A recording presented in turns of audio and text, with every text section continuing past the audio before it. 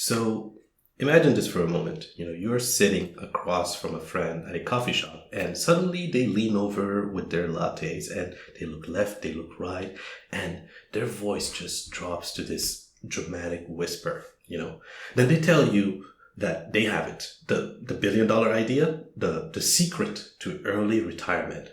You know, it's, an app, a service, or a website, but it's absolutely going to change the world. And I'm sure you have already been there. We all have been there or on the receiving end of that whisper. The reason we've been there is because the satisfaction in sharing ideas is in the telling. That's what I want to talk about today. Basically, we're looking at how and why human beings treat our unexecuted raw ideas like highly classified state secrets, which is usually a funny quirk of human nature.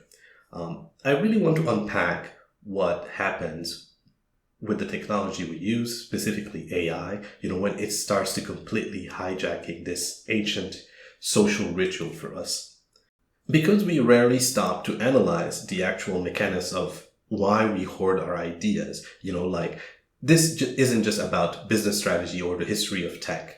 We're looking directly into the human ego today. I want to explore that often painful technological gap between having the initial spark of an idea in your head and the actual enduring, grueling, sweaty work required to build a fire from it.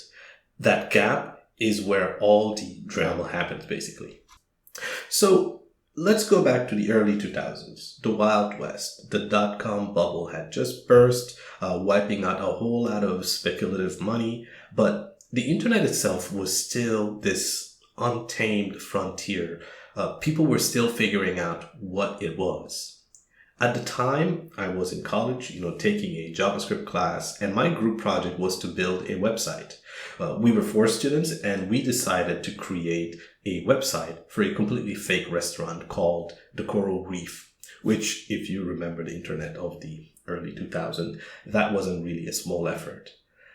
I was also taking a digital art class at the exact same time, so it was a good combo to complement the project. So I brought in my Photoshop skills to superimpose fake restaurant logos onto our actual pictures of onto real pictures of dining rooms, and it looked really realistic. The other groups had nothing on us. We were really on it. We were making a project that will remain a fixture in that class, an example that future students would follow for many years. It looked remarkable. So we were there admiring our work on this heavy CRT monitor when all of a sudden my classmate had this epiphany. She physically pulled me aside, grabbing my arm and rolling me in my chair like a few feet behind. She covers her mouth with her hand, and she does that so that nobody else in the room, not even like a hypothetical lip reader across the computer lab, could possibly steal her brilliant revelation. She whispers, "What if we build websites for people?" I still remember how dramatic it was, with the way her hand was covering her mouth.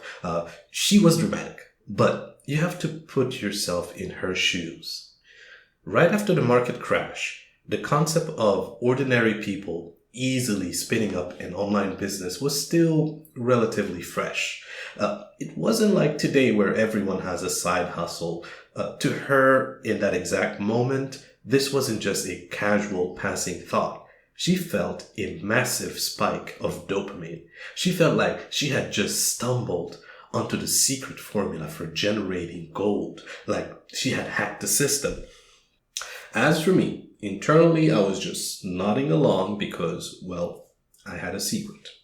While I was taking classes with them in the morning, my afternoons and evenings were spent grinding away on Craigslist. I was actively building these crappy, basic websites for real people and charging them something like $100 to $200 a pop. I was already living inside her eureka moment. I was doing the actual unglamorous work of finding clients, negotiating meager rates, and writing the code. I had no intentions of sharing my hard-earned Craigslist profit with anyone. But I didn't burst her bubble. I didn't tell her that I'm already doing that, of course. All I said was, that's a great idea. There's this analogy. I really think that a person who hoards a new idea like this, whispering it behind their hand, and is acting like someone holding what they believe is a winning lottery ticket. Before you go to the gas station counter to cash it in, for that brief suspended window of time, you feel rich. Yes, the potential is unlimited and entirely pure. You haven't paid the exorbitant taxes and the winnings yet. You haven't dealt with the stress of sudden wealth or relatives asking you for loans. You haven't actually materialized a single thing in the physical world. But your brain is flooding your system with the exact same dopamine as if you were already a millionaire. It's a free high. But the moment you walk up to the counter and hand over the ticket, the fantasy is forced to confront reality.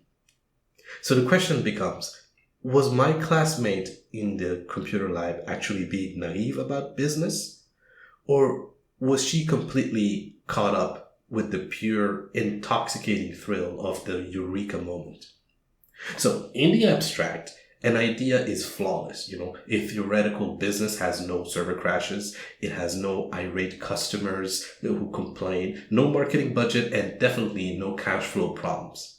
The thrill of invention is a high, and our ego fiercely guard that high.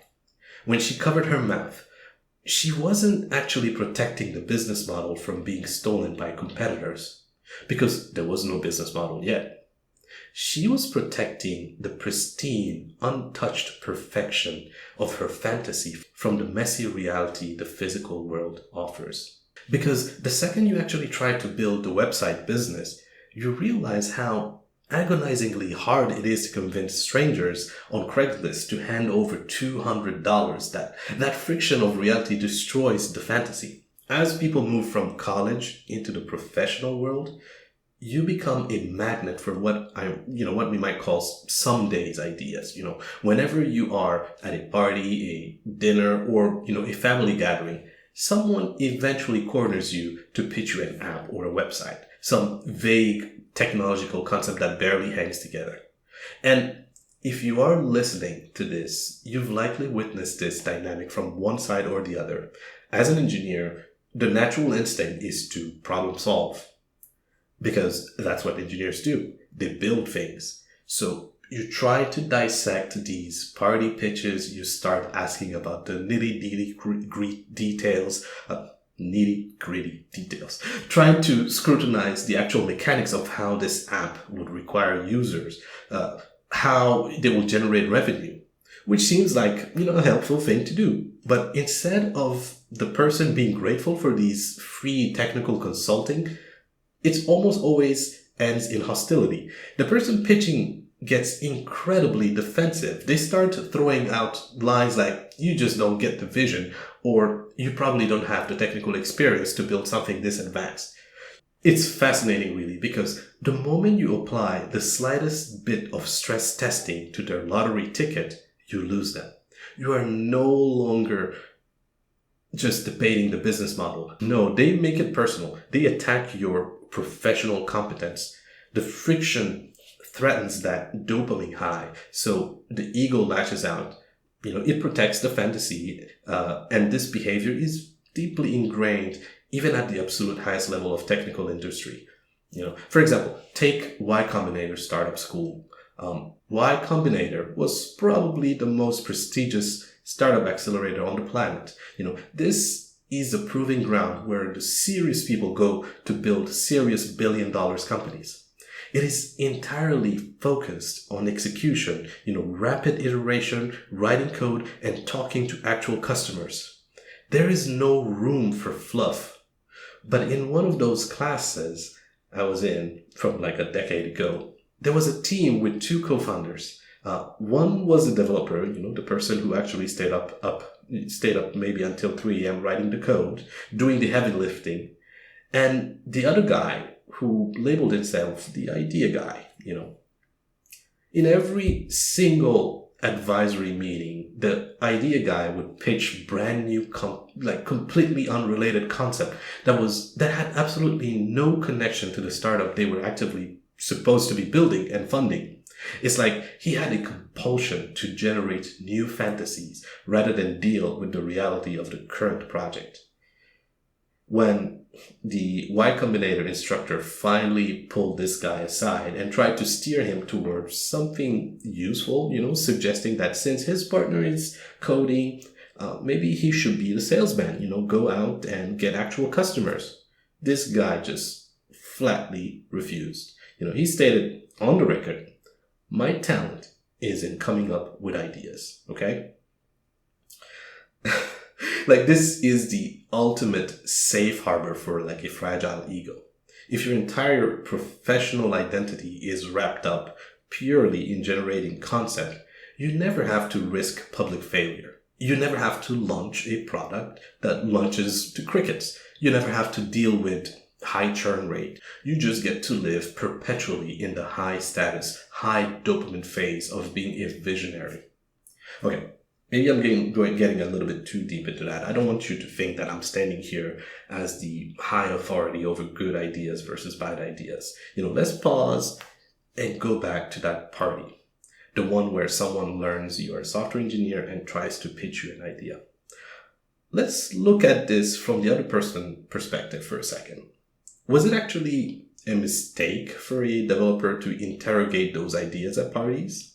By demanding business plans and user acquisition strategies, are we just completely ruining that social ritual?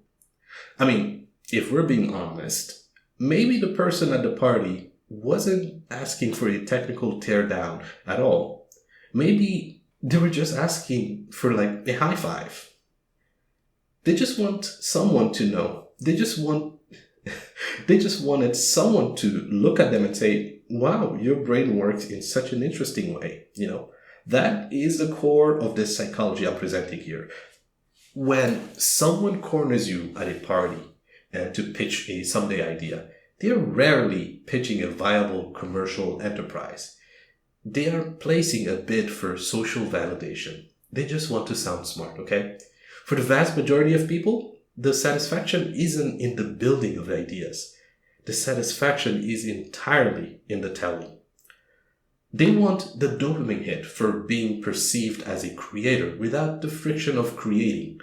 Which brings us to the massive shift happening right now. And I guess this is the crazy part. The AI part. For all of human history, if you wanted that validation, if you wanted that high five, you had to pitch your idea to another human being. You had to risk the possibility that someone might poke holes in your logic or ask difficult questions. And that human friction, that slight risk of social rejection, has been entirely removed from the equation. It's gone.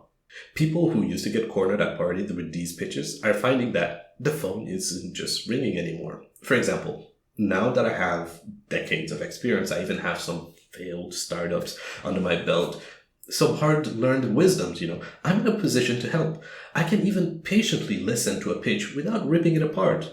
But nobody is bringing ideas to me anymore. Because the job of validating human ideas have been outsourced. Artificial intelligence took that job. Right now, somewhere behind this slick minimalist interface, a large language model is currently telling your friend that their someday idea is absolutely brilliant. AI is the ultimate hype man, It never asks to see a financial model. It never points out that Google already built this exact same thing 3 years ago. It just validates them instantly and infinitely. We have to look at the mechanical sequence of how this works. Because AI doesn't just act as a passive therapist nodding along. No, it's very active. It actively participates in building the fantasy. The chatbot encourages the user to write out their ideas in a prompt, and then using the tools like Lovable or advanced AI coding agents, it generates a functional prototype in a matter of seconds, which completely short-circuits the brain reward center. Think about what happens neurologically when a person receives that output. On social media, they share a link to their localhost 3000, Well, a localhost basically means the app or the website is running locally on your specific computer. It's not actually hosted on the internet or anywhere, so nobody else can reach it. Anyway, that's a parenthesis there. But visually, it looks completely real. You see the user interface, you see the buttons you can click, you see drop-down menus. It feels like magic. Visually, your brain interprets this as a completed product. Your friend sees this AI-generated demo. They feel an overwhelming sense of accomplishment and satisfaction. They post it on LinkedIn, even. And then they simply move on. They just stop. They abandon the project entirely. The business is never built. And all this is because the psychological loop has been artificially closed. Artificial intelligence is like this complex mirror. You stand in front of it, and it only ever reflects your absolute best angles back at you. It makes you feel like the next Steve Jobs without requiring you to do anything. I'm actually starting to wonder, if the satisfaction is purely in the telling, does this AI validation loop actually prevent real businesses from being built? Like the fact that you see a demo that cosplays as a completed product. Did the AI scratch the idea itch so perfectly that your drive to actually build it is neutralized? I mean, think about it. Innovation requires some sort of resistance. It's like muscle growth. You cannot build muscle without gravity and the weight pushing back against your effort. The friction is the mechanism of creation. The friction of trying to explain your complicated idea to a skeptical human, or the frustration of not being able to do anything, not being able to visualize, it forced people to make a choice. You either abandon the idea or you committed to building it purely to prove doubters wrong. You build it because, that will show them. That's basically how half of Silicon Valley was built anyway. But the AI removes the friction entirely. It removes the resistance. It acts as an endpoint for the ego rather than a starting line, for a grueling business journey, because it mathematically guarantees validation. The psychological need to prove your own cleverness is instantly satiated. As a consequence, the motivation to spend the next 5 years grinding through customer acquisition and optimizing tax forms and dealing with server maintenance just evaporates. Because why do the hard work when the chatbot already gave you the trophy? Why bother? That's why there's this new shift in behavior. I don't just get idea pitches anymore, but I do get something else. In the past, if you wanted to prove your idea, if it had any merit, you would share a sketch of your business plan, right? But today, people are literally sharing links to their ChatGPT conversation logs. They're presenting the fact that an algorithm agreed with them as objective, empirical proof that their idea is brilliant. They'll say, look, the robot said that this is $1 billion idea and it will surely find product market fit, What they don't consider is that a large language model is specifically programmed at a base level to be helpful, agreeable, and encouraging to the user. It's built to please you. It is mathematically designed to be the ultimate yes man. It will hallucinate a viable product market just to keep the conversation flowing smoothly. It's basically the ideas guy, absolute best friend, a match made in heaven. Again, human judgment is flawed as well. There are so many stories where, as a software engineer, or even a startup incubator, they dismiss an idea for being trivial, or they call it completely stupid. Then that same idea goes on to generate millions of dollars in revenue. One such idea was something that I heard recently, a simple wrapper for ChatGPT over SMS. It sounds so stupid. But it's sold for a few $1 million. And worst, my employer bought it. Anyway, The market only cares about utility and access. That stupid SMS wrapper idea, that made millions of dollars, is because someone executed it. Because they built a thin interface, they set up a billing system, and they put it in front of people who wanted AI access via text message, instead of a browser. This all circled back into the chasm between having an idea and doing the execution. Execution is the only thing that transition an idea from a lottery ticket into an actual currency. Which is why I mentioned my web programming class and our group project in school. Back to that classmate with her hand over her mouth, whispering her highly classified secret about building website for people. That the girl holding the original winning lottery ticket, so to say. So if you're wondering what was the outcome of her eureka moment, well, she never spoke of that web development business ever again. She never registered a domain. She never learned HTML, and she certainly never built an agency. She experienced the deep satisfaction of the telling, and that dopamine hit was entirely enough for her. She cashed out emotionally. But here's the funny part. Over the years following that class, she constantly recommended people to me. She sent me at least a dozen paying clients for my own freelance web development work. She became a literal lead generation pipeline that got me through some very difficult times. It was a great idea after all, right? The idea was sound, but she wasn't the one to execute it. Her hypothesis was correct. There was a massive emerging market for building websites for local businesses. The concept was great, but the success, the revenue, and the business didn't belong to the person who whispered it behind her hand. The success belonged entirely to the person who was quietly scouring Craigslist, negotiating with strangers, and actually shipping code. So, you, the audience watching this or listening to this, I really want you to think about, your own someday ideas. We all have them tucked away in the back of our minds. It's the productivity app that would make scheduling so much easier, or the science fiction novel we're definitely going to write someday, or the, revolutionary meal prep service. The list goes on. Having those ideas feel amazing, but the real difficult question you have to ask yourself when you feel that creative spark is, do you actually want to endure the grueling, extremely frustrating reality of building it?